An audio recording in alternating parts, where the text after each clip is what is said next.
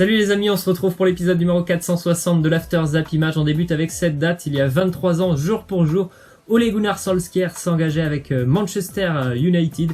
Bien évidemment, la suite de l'histoire, on la connaît. Maintenant, il est devenu entraîneur des Red Devils. On peut rappeler notamment lorsqu'il était joueur, il a notamment remporté la Ligue des Champions, la Premier League, la FA Cup, le Community Shield, bref, il a tout remporté avec Manchester United. C'était d'ailleurs l'un des hommes clés du dispositif d'Alex Ferguson, et certainement que Ferguson l'a inspiré aussi pour devenir entraîneur. Ensuite, des infos Ligue 1 du côté de l'AS Monaco. On a entamé des négociations avec le milieu de terrain portugais Danilo Pereira, milieu de terrain de 27 ans qui évolue toujours au FC Porto. Je crois que ça fait 4 ou 5 ans qu'il est à Porto, Danilo Pereira. L'AS Monaco recherche à densifier son milieu de terrain depuis quelques semaines. Ça pourrait être une très belle recrue. On parle d'une offre monégasque dans les prochains jours d'une 30aine de millions d'euros pour un joueur vraiment qui est très expérimenté. Ensuite, une autre info de l'AS Monaco qui va certainement laisser Radamel Falcao partir, même s'il a encore une année de contrat. Ils vont le libérer de cette année pour tout simplement les services qu'il a rendus à l'AS Monaco. Il a déjà une offre qui vient de Turquie.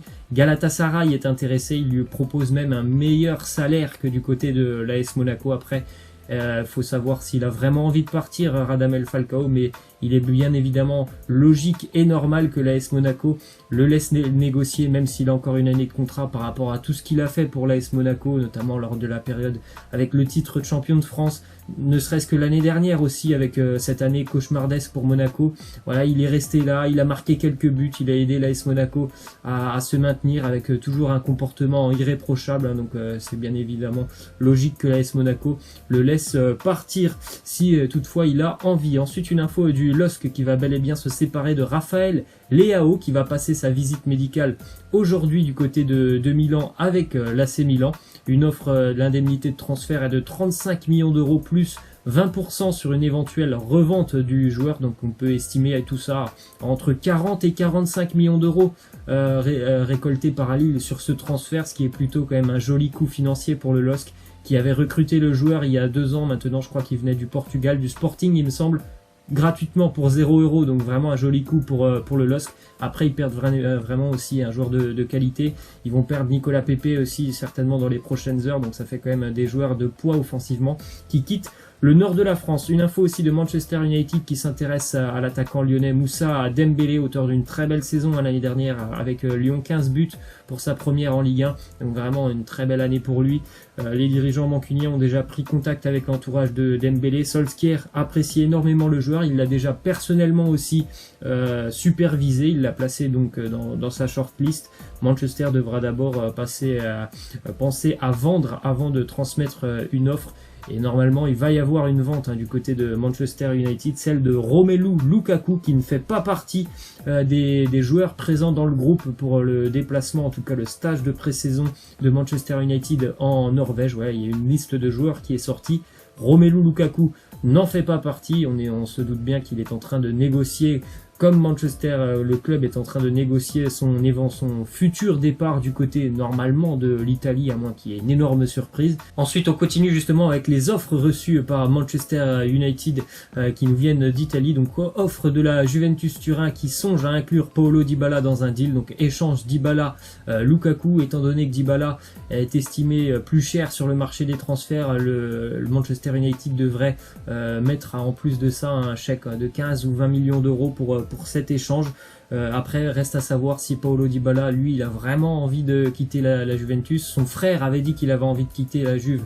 Ça, c'était au début du mercato, mais pour le moment, Dybala, il est toujours en vacances et on n'a pas trop d'informations ou en tout cas de déclarations de la part de Paulo Dybala. Ensuite, une déclaration de Giuseppe Marotta, directeur sportif de l'Inter Milan, qui annonce: nous avons fait une offre importante à Manchester United pour Lukaku, mais il réclame tellement. Nous n'avons pas d'accord, mais on travaille toujours. Il est vrai que depuis un mois, c'est la cible prioritaire du mercato d'Antonio Conte, c'est Romelu Lukaku, et depuis une semaine, on a l'impression que la Juventus a devancé l'Inter dans ce dossier. C'est une cible vraiment, Antonio Conte, il l'a dit, il apprécie le profil, il a envie de travailler avec lui l'année prochaine, mais Manchester United demande aussi beaucoup d'argent, donc on va voir quelle offre est la plus intéressante pour les Mancuniens, celle de la Juve ou alors celle de l'Inter Milan. Ensuite, déclaration de Marco Verratti qui nous dit si un joueur veut partir et à la fin il trouvera toujours un moyen de s'en aller.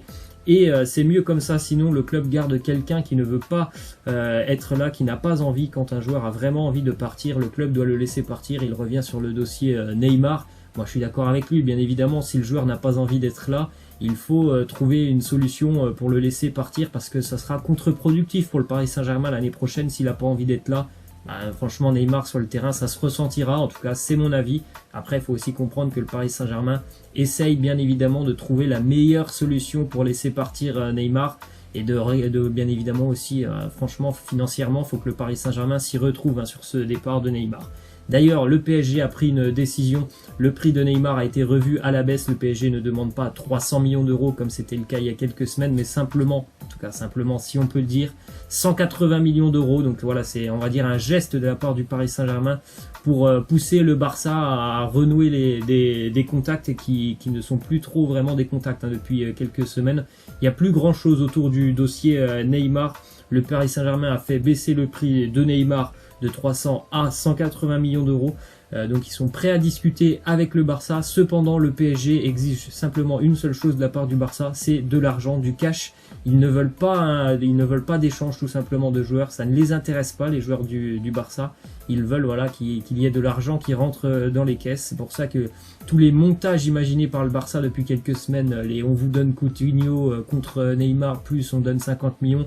Là, le Paris Saint-Germain, ils ne sont pas du tout intéressés par ces montages du Barça. Tout simplement, ce qu'ils veulent, c'est de l'argent. Ensuite, une info de Moise Kean qui est prêt à rejoindre Everton. Simplement, ce qui pose problème pour la finalisation de ce contrat, c'est que la Juventus insiste pour une clause de rachat dans ce dossier. Après, forcément, c'est évident que la Juventus doit inclure une clause de rachat, sinon ce serait une grosse perte, je pense, de laisser partir Moise Kean, qui certainement dans quelques années vaudra beaucoup plus cher que ce qu'on entend actuellement, c'est 40 ou 45 millions d'euros. Ensuite, selon Sky Italy, Patrick Cutrone va passer sa visite médicale aujourd'hui avec Wolverhampton, indemnité de transfert d'en gros 20 millions d'euros pour l'attaquant de 21 ans qui a eu une saison un peu compliquée la saison passée puisqu'il n'a pas beaucoup joué en tant que titulaire avec Gattuso, mais on rappelle qu'il y a 2 ans il avait marqué quand même je crois 10 ou 11 buts en Serie A alors qu'il avait simplement 19 ans, donc voilà, du côté de Wolverhampton il a quand même une équipe assez compétitive, j'espère qu'il pourra s'imposer là-bas. On continue avec les négociations entre l'AC Milan et l'Atlético Madrid pour Andrés Correa. Elles sont pour le moment au point mort, c'est pour ça que les représentants d'Andrés Correa sont venus à Milan tout simplement pour essayer de débloquer la situation. Ensuite, une déclaration de Joao Félix qui nous dit ce club sait comment développer les joueurs. Il y a plein d'exemples, je suis venu aussi pour le Cholo, et tout ce qu'il a accompli avec ses précédents attaquants, ça a vraiment joué dans mon choix de club. Je peux comprendre vraiment que voilà, il a aussi eu envie de rejoindre l'Atlético par rapport à Diego Simeone qui est un entraîneur qui façonne vraiment ses joueurs, comme par exemple peut l'être Guardiola. Et ben je pense que voilà, et on peut dire que Diego Simeone lui aussi façonne ses joueurs à sa façon, donc certainement que Félix va beaucoup apprendre et beaucoup progresser du côté de l'Atlético. Déclaration de Diego Forlán, l'ancienne légende uruguayenne, qui annonce Félix a fait des choses spectaculaires avec le Benfica, c'est un joueur différent, il a la chance de faire maintenant partie d'une équipe humble et travailleuse. S'il est humble, respectueux et à l'écoute, il sera un joueur qui grandira, il a un grand avenir. Il est évident, comme le dit Forlán, qu'il travaille, je pense, dans la bonne équipe, même si je pense que ça sera dur. En général, les joueurs qui arrivent du côté de l'Atlético Madrid, ils trouvent que les premiers mois sont vraiment assez compliqués, assez denses en charge de travail. Physiquement, il travaille beaucoup, mais je pense que ça va vraiment lui servir pour la suite de sa carrière. Ensuite, Mauro Icardi, l'attaquant de l'Inter, qui a toujours d'énormes problèmes du côté de l'Inter. Il a demandé à ses dirigeants de réintégrer les entraînements collectifs du groupe pro. Pour rappel, pour le moment, il a été écarté du groupe par Antonio Conte depuis son arrivée. Donc c'est vraiment pas une situation très bonne pour lui, même s'il veut retrouver un prochain club. Voilà, il n'aura pas eu une réelle préparation. Donc voilà, c'est vraiment un dossier hyper compliqué du côté de l'Inter Milan. Ensuite, une info d'un des agents d'André-Pierre Gignac qui annonce que voilà, André-Pierre Gignac se verrait bien évoluer du côté de l'Argentine et de Boca Juniors. Il est même séduit par le club argentin, il aime beaucoup le championnat, il aime beaucoup Boca, l'ambiance, donc pourquoi pas voir Gignac évoluer du côté de Boca Juniors l'année prochaine. Ensuite, le palmarès de Patrice Evra qui a mis un terme à sa carrière, un palmarès plus que fourni pour Evra. Ligue des Champions, Mondial des clubs, Coupe de la Ligue, les Premières Ligues, Serie A, Coupe d'Italie. Bon, pas beaucoup de trophées sur la scène française, simplement la Coupe de la Ligue, mais vraiment un joli palmarès. Après, il est vrai que sa carrière, sa fin de carrière, c'est plutôt mal terminé quand même pour Patrice Evra, notamment avec le high kick, notamment avec l'Olympique de Marseille. Ensuite, on termine avec ce résultat de Ligue 2, dernier match de la première journée de Ligue 2, c'était hier. Lorient qui recevait le PFC, victoire pour les Lorientais 3-0. Jimmy Cabot, buteur notamment pour Lorient, qui a de grandes ambitions sur cette nouvelle année de Ligue 2. En tout cas, l'ambition, c'est de remonter bel et bien en Ligue 1. Voilà, moi je vous laisse et je vous dis à demain. Ciao!